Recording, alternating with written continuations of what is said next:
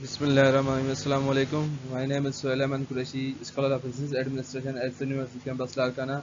Today I am going to present my four topics of subject business research methods, which are assigned by Professor Azhar Alisha. So my first topic for the subject of business research method is Introduction to Business Research Methods. So business research method is the process of acquiring detailed information of all the areas of a business and using such information and maximizing the sales and profits of the business. Or we can say that research method is a process of formal way of gathering data or research on a specific problem. So the business research can be done for anything and everything. In general, when people speak speak about business research, it means asking research questions to know where the money can be spent to increase sales, profits, or market share. Such research is critical to make wise and informed decisions. So, business research is using various methods to gather the data. So, business research method include many ways of gathering information about an industry, its competition, or the opportunities available that are relevant to conduct research. So, business research describing how the study was conducted. It includes research design, study population, sample and sample size, methods of data collection, methods of data analysis, and anticipation of the study. Research methodology refers to the philosophy of the research process. Now, the importance of business research. So, business research is one of the most effective ways to understand customers, the market, and competitors. Such research help help companies to understand the demand and supply of the market. So, business research enables a company to track its competitors, and hence can give you a upper hand to stay ahead of them. So, business research is the first step that any business owner needs to set up his business to survive or to excel in the market. The main reason why research is of utmost importance is that it helps business to grow its terms of revenue, market share, and brand value. Now, the types of business research methodology.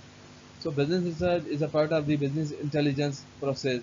It's usually conducted to determine whether a company can succeed in a new region, to understand their competitors, or to simply select a marketing approach for a product. The research can be use, carried out using qualitative research methods or quantitative research methods. So number one is research method. So quantitative research method are research methods that deal with the numbers or the systematic empirical investigation using statistical mathematical or computational techniques. Number second is qualitative research method. Qualitative research method that has a high importance in a business research. Qualitative research involves obtaining data through open-ended conversational means of communication. Such research enables the researcher to not only understand what the audience thinks, but also why he thinks it. So now my second topic for the subject is data collection. So data collection is the procedure of collecting, measuring, and analyzing accurate insights for research using standard validated techniques. Researchers can evaluate their hypotheses on the basis of data collection. It is the primary and most important step for research. The most approach of data collection is different from different fields of study, depending on the required information. So now, how to collect the data? There are many different techniques for collecting different types of data, but there is a fundamental process you will typically follow, no matter which method of data collection you are using. This process consists of the following five steps. Number one, determine what information you want to collect. Means the data would be descriptive, exploratory, subjective. So the first thing you need to do is choose what details you want to collect. You will need to decide what topics the information will cover, who you want to collect it from, and how much data you need. Number second, set a time frame for data collection. Next, you can start formulating your plan for how you will collect your data. In the early stages of your planning process, You should establish a time frame for your data collection. You may want to gather some types of data continuously. Number third, determine your data collection method. At this step, you will choose the data collection method that you will make up the core of your data gathering strategy.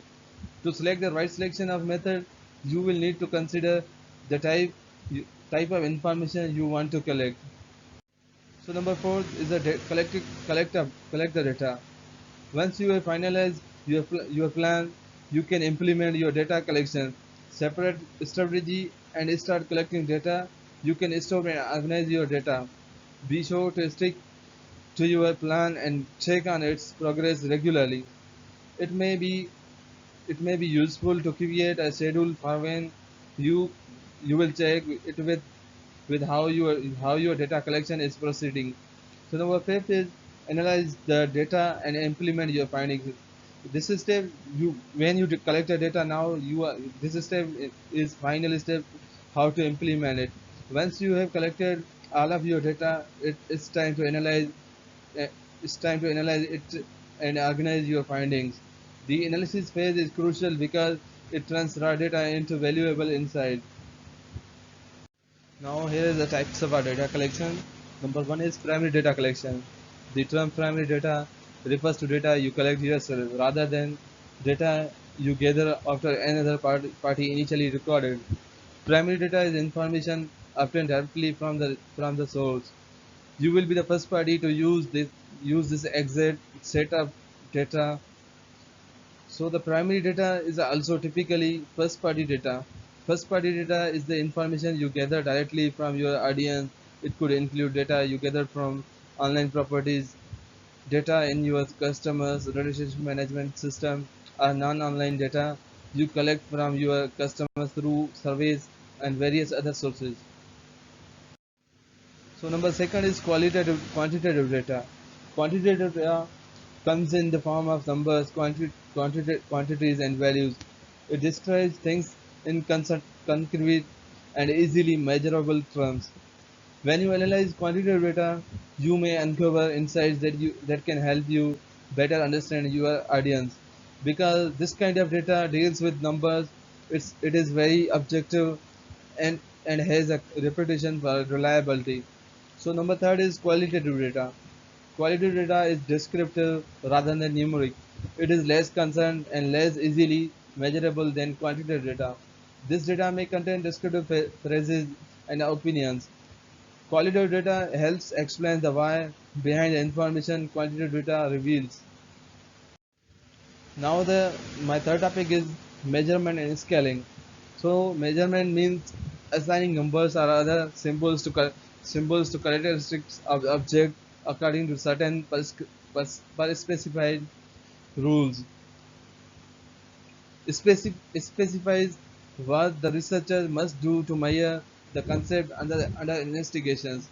So measurement is a process of describing some property of a phenomena of interest, usually by assigning numbers in reliable and valid way. A generalized idea about class of objects, attributes, occurrences, or processes. So scaling involves involves creating a continuum upon which measured objects are located. A device scaling is a device which provides a range of values that corresponds to different values in a concept being measured.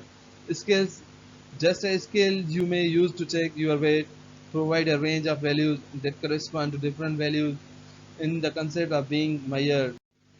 So here is the levels of scale measurement. There are four levels of scale measurement. Number one is nominal, ordinal, interval, and ratio level scale. So number one, nominal scale. It represents the most elementary level of measurement. A nominal scale assign a value to an object for identification or classification purpose. Only example here is student ID, yes or no, male and female. Through it we can identify it. Number second is ordinal scale. It allows things to be arranged in order based on how much of some concept they pass. This here is the example of ordinal scale now is school student class rank continuous place rank rank your three favorite subjects. And number three is interval scale. It have a both nominal and ordinal properties, but they also capture information about about differences in quantities of a concept. The example for this is example is true grade point average or GPA system or temperature Celsius and Fahrenheit. So fourth is ratio scale. It represents the highest form of measurement in that they have all the properties of interval scale with the additional attribute of representing absolute quantities. Interval scale possesses only relative meaning, whereas ratio scale represents absolute meaning. In other words, ratio scale provides iconic measurement. For example, amount spent on a last purchase, salesperson sales volume, number of stores visited on a shopping trip. Now, here is the criteria for good measurement. There are three major criteria for evaluating measurement, and these are the reliability, validity, and sensitivity. So, reliability can be defined as an indicator of a measure's internal consistency, and validity can be defined as the accuracy of a measure or the extent to which a score truthfully represents a concept.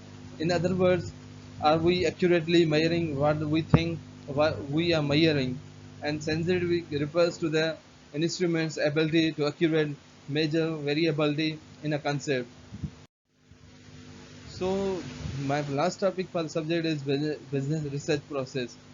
So, business research process involves a series of steps that systematically investigates a problem or an opportunity facing the organization. The process of business research can be primarily divided into three phases: planning, execution, and report preparation. The planning phase begins from the problem opportunity identification and leads to the selection of the sampling procedure. And data collection and evaluation can be described as the execution phase of the business research process, while report preparation can be considered as the last phase. In this chapter, we discuss. So here is my fourth topic is business research process. The business research process involves a series of steps that systematically investigate a problem or an opportunity facing the organization. The process of business research can be primarily divided into three phases: planning, execution, and report preparation. The planning phase begins from the problem or opportunity identification and leads to the selection of the sampling procedure. Data collection and evaluation can be described as the execution phase of the business research process, while report preparation can be considered as the last phase. The business research process often starts with an overview of the market or industry. The key objective is determining whether an opportunity exists within a certain market. Our business research process entails studying all aspects of a company, its customers, and the market. Then using that information to make sound business decisions. Now here is the stages in the research process. Number one is defining the research objective. Research objectives means the goals to be achieved by conducting research. And number second is planning or research design. The research design is a master plan that specifies the methods and procedures for collecting and analyzing the needed information. And number three is sampling. Sampling involves any procedure that draws conclusion based on measurement of a portion of the population. And number fourth is gathering data. Means many researchers techniques for the for gathering data. Number five is processing and analyzing data. It means the editing involves checking the data collection for forms of omissions, legalability, and consistency in classification and codes. Rules for interpreting, categorizing, recording, and transforming the data to the data storage media and data analysis. The application of reasoning to understand the data that have been gathered. And number six is drawing conclusion and preparing a report. Steps in communication, the research findings, in the interpreting the research result, describing the implications, drawing the appropriate conclusions for managerial decisions, reporting requirements, conclusion fulfillment of deliverables promised in the research proposal. Consider the varying abilities of a people and to understand the research result. A clearly written, understandable summary of the research findings. And here are the types for business research. Number one is exploratory research. It conducted to clarify ambiguous situations or discover ideas that may be potential business opportunities. Initial research conducted to clarify and define the nature of a problem does not provide conclusive evidence. Subsequent research expected. And number second is descriptive research. It describes characteristics of object, peoples, groups, organization, or environment. It addresses who, what, when, where, why, and how questions, and considerable understanding of the nature of the problem exists. And number third is causal research. Research conducted to identify cause and effect relationships, interferences, temporal sequences, the appropriate causal order of events. And last, thank you.